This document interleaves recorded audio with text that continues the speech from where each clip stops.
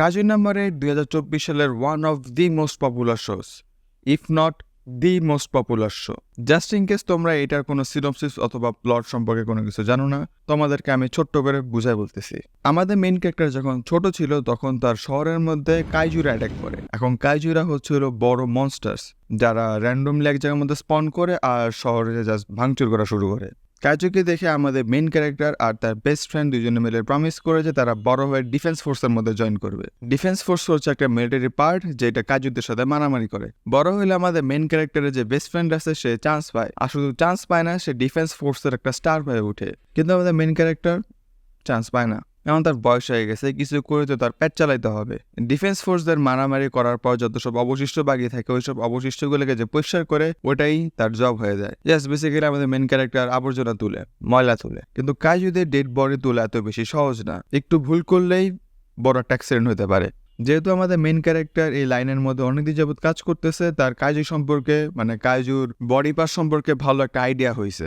আমাদের এই ক্লিনিং টিমের মধ্যে একটা ইয়াং ম্যান জয়েন করে, আর এই ইয়াং ম্যান জয়েন করার পরে আমাদের মেইন ক্যারেক্টারকে একটা মোটিভেশন দেয় যে না, তোমার বয়স এখনো 1-2 বছর আছে, ওয়াই নট ট্রাই অ্যাগেইন। তাই আমাদের মেইন ক্যারেক্টার আবার পরীক্ষা দেয়। কিছু মিরাক্কেল ঘটার কারণে তার কিছু সুযোগ সুবিধা হয় এবং তার চান্স হয়ে যায়। কিন্তু সে একজন ফুল অফিসার হিসেবে জয়েন করতে পারে না, সে একটা ক্যাডেট হিসেবে জয়েন করতে হয়। তার সময় হচ্ছে 3 মাস। এই 3 মাসের মধ্যে সে যদি তার অ্যাবিলিটিকে প্রমাণ না করতে পারে তাকে বের করে দেওয়া হবে।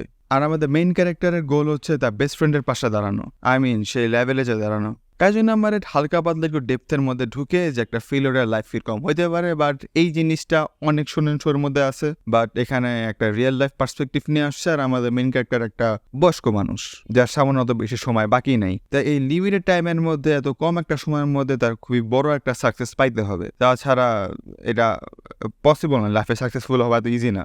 সাকসেসফুল হইতে হলে আমাদের হার্ডওয়ার্ক করতে হবে, এইটা কোনো বিকল্প নাই, এটা করতেই হবে। বাট আমরা অনেক বড় একটা জিনিসকে ইগনোর করে যাই, সেটা হচ্ছে লাক। আমাদের মেইন ক্যারেক্টারে যদি লাক না ফেভার করতো তাহলে আমাদের মেইন ক্যারেক্টার হয়তো এত দূর আসতে পারতো না। আর এটা শুধু ফিকশনের মধ্যেও না, এটা আমাদের রিয়েল লাইফের মধ্যেও হয়। তুমি যদি একটা সাকসেসফুল মানুষ হয়ে থাকো, তুমি যদি লাকি না হও, তুমি যদি স্বীকার না করো, তুমি জাস্ট ডিলিউশনাল। আচ্ছা, অনেক সিনপসিস দিলাম, এখন আমরা আমাদের ভিডিওর মেইন টপিকে আসি।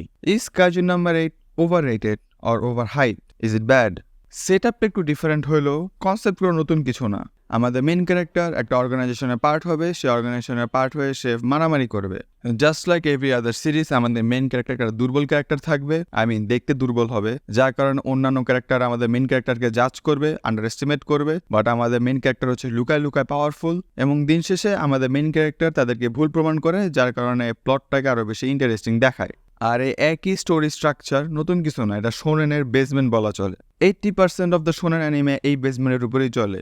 এখন তোমরা যদি অ্যানিমে দেখে থাকো 1-2টার বেশি, তাহলে তোমরা জানোই যে প্রত্যেকটা অ্যানিমে জনরার মধ্যে আনলেস কোনো মাস্টারপিস অথবা কোনো ইউনিক কিছু না হয়ে যায়, কোনো নতুন স্ট্রাকচার আসে না। সে একই স্ট্রাকচারের উপর বিল্ড করে হাজার হাজার সিরিজ বের করা হয়। নট জাস্ট শোনেন, রোম্যান্সি বলি, ইসেকাই বলি বা ফ্যান্টাসি বলি, সব জায়গায় সেম।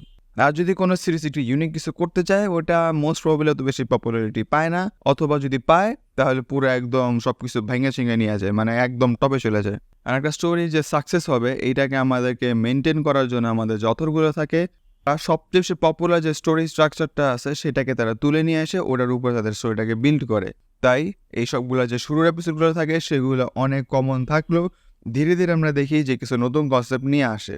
যেমন জুজুৎসু কাইসেন, সেটার ইন্ট্রোডাকশনটা খুব বেশি নর্মাল ছিল, বাট পরে যায় একদম শোনেন জনার মধ্যে ডিফারেন্ট কিছু তৈরি করছে।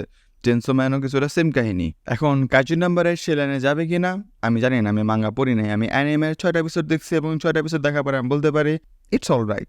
কাজী নাম্বারের অনেক বেশি হাইপ তৈরি করছে এবং একটা ওপেনিং মিউজিক আর এন্ডিং মিউজিক অনেক পপুলার, 2টা ইংলিশ ব্যান্ড থেকে নেওয়া হয়েছে। অজানা কোনো আর্টিস্ট না, অনেক পপুলার আর অনেক নাম করা আর্টিস্ট, যার কারণে এটা পপুলারিটি অনেক বেশি স্পাইক করছে পুরো পৃথিবীর মধ্যে। এখন আমরা অ্যানিমের এমন একটা যুগের মধ্যে আছি যে জায়গায় হাজার হাজার ট্র্যাশ ইসেকাই অ্যানিমে আসে আর হাজার হাজার ট্র্যাশ নর্মাল অ্যানিমেও আসে। তাই এইসব ট্র্যাশের মাঝখানে যদি কোনো 7/10 শো বের হয়, ওগুলা নর্মালি ভালো লাগে, গোবরে পদ্মফুল যেটা। এখন এই অ্যানিমেটা কি ওভার হাইপড? মেবি। বাট এটা কি কোনো খারাপ অ্যানিমে? না, এটা মোটো কোনো খারাপ অ্যানিমে না, এটা খুবই এনজয়েবল একটা অ্যানিমে। অ্যান্ড ওভারঅল আমি বলতে পারবো এটা 7/10 একটা শো। এখন 7/10 শুনলে তোমরা ভাববা না যেটা কোনো খারাপ অ্যানিমে। সব অ্যানিমেই 10/10 হয় না। If you want to enjoy a show, just enjoy it. So তোমরা যারা কাইচুন নাম্বার এটা এখনও দেখো নাই, please give it a watch.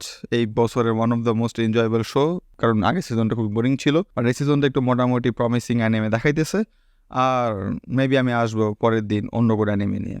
তাই আমি রাফিদ, আজ যাচ্ছি, দেখা পরে কোনো ভিডিওতে। By. Nobody got you the